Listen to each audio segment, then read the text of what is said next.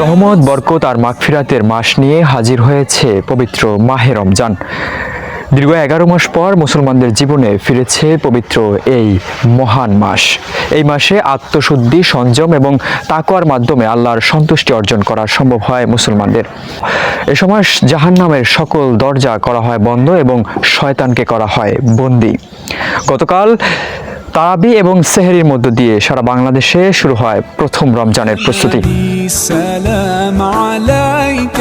পবিত্রতা, সংযম ও আত্মশুদ্ধির মধ্য দিয়ে মুসলিম উম্মার মাঝে সমাগত হয়েছে পবিত্র মাহে রমজান। সিয়াম সাধনার এই মাসে আল্লাহর নৈকট্য লাভের আশায় ইবাদত বন্দেগীতে মুশগুল হয়ে পড়েন ধর্মপ্রাণ মুসল্লিরা। রমজান মাস শুধু রোজা রাখার মধ্যেই সীমাবদ্ধ নয়, বরং এটি সংযম, ধৈর্য ও মানবিক মূল্যবোধ চর্চার এক অনন্য সময়।